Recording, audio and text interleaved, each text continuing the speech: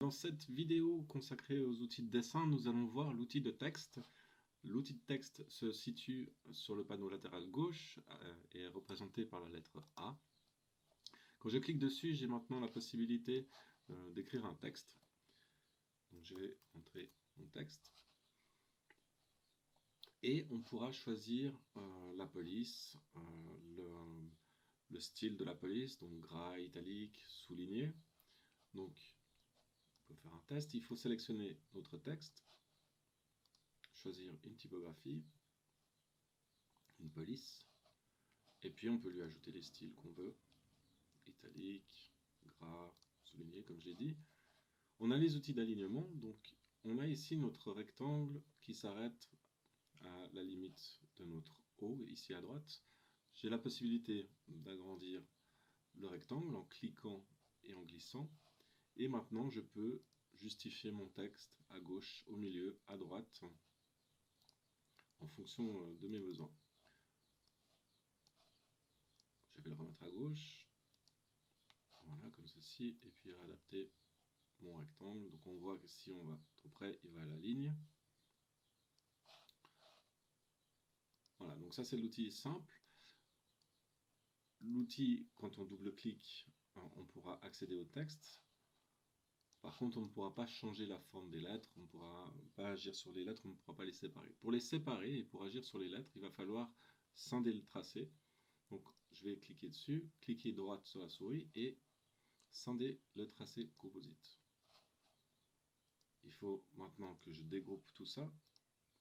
On voit maintenant que j'ai des éléments séparés. Si je clique, je peux maintenant déplacer mes lettres. Je peux les orienter différemment, les agrandir indépendamment l'une de l'autre. Par contre, je ne peux plus les retoucher. Je ne peux plus retaper du texte. Je ne peux que agir sur les points.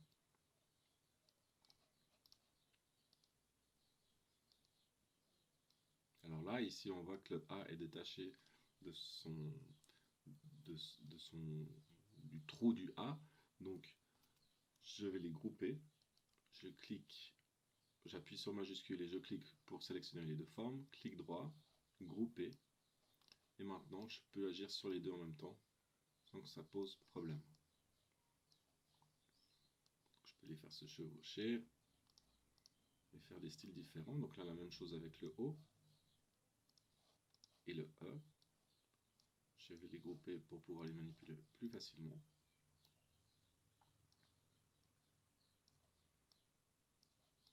Voilà.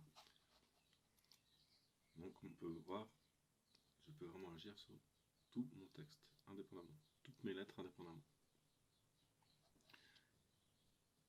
Ça peut être intéressant de mettre le texte sur une courbe. Pour ça, c'est très simple.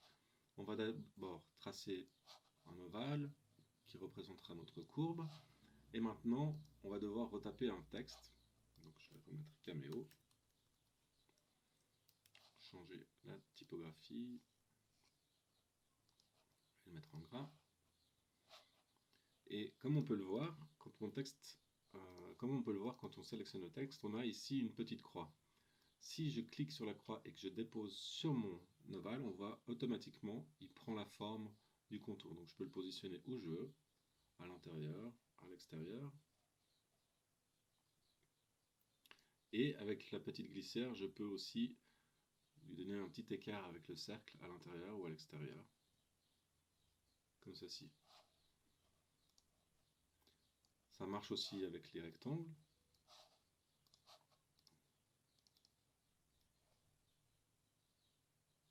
Comme ceci. Alors là, la typographie est un petit peu grande, on va la réduire un petit peu. Encore. Voilà. Donc, je peux resserrer mon cadre. Hop.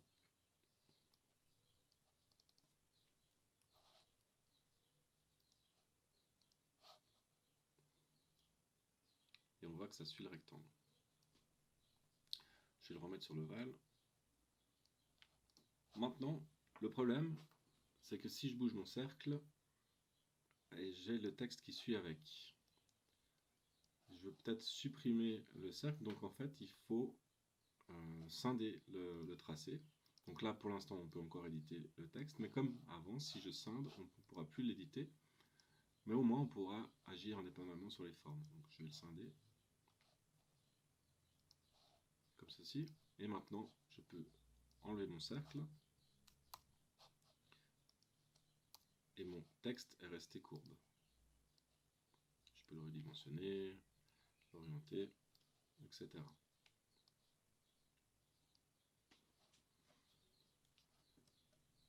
Donc c'est un outil qui est plutôt pratique.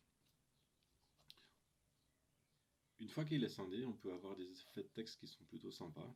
Alors, je vais le rescinder, dégrouper, pardon, pour avoir chaque lettre indépendante.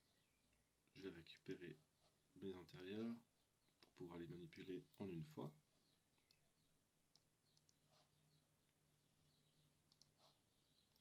Donc je les groupe, comme ceci, et je vais pouvoir agir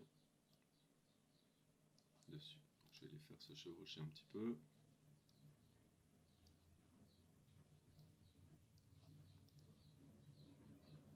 Et on peut voir qu'assez rapidement, on a quelque chose de plutôt esthétique. Ça.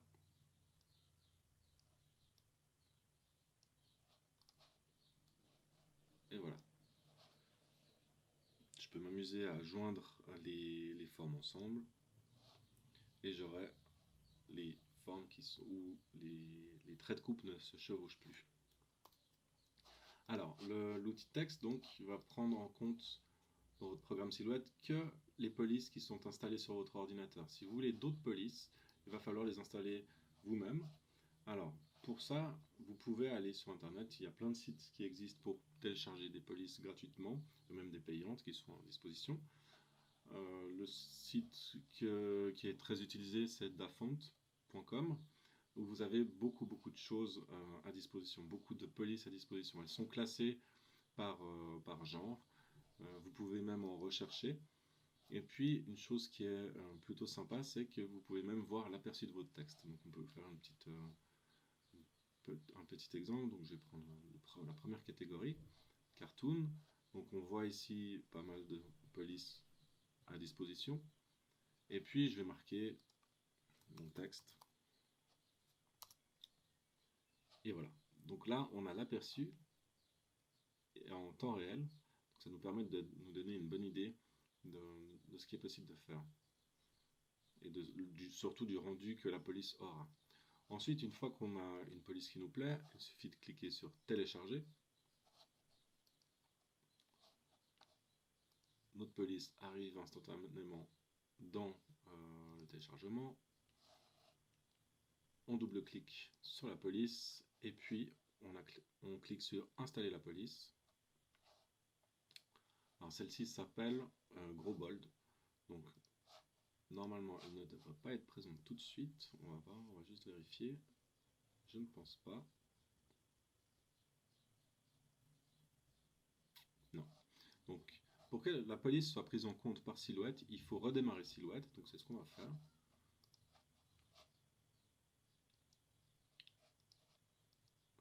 J'ouvre Silhouette à nouveau.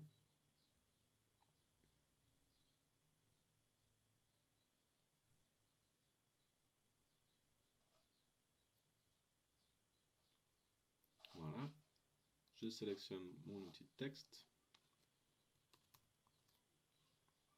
Et maintenant, je devrais pouvoir accéder à la nouvelle police.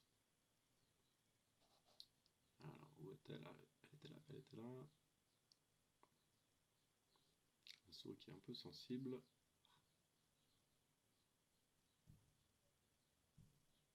Voilà. Elle est ici. Et voilà, j'ai ma police qui est à disposition. Et je peux la retravailler. Donc, on va s'amuser à refaire un cercle, un arrondi. Et puis, cliquer 2 fois dessus. Voilà. On va lui mettre plus d'angles. Voilà. Et je vais scinder le tracé.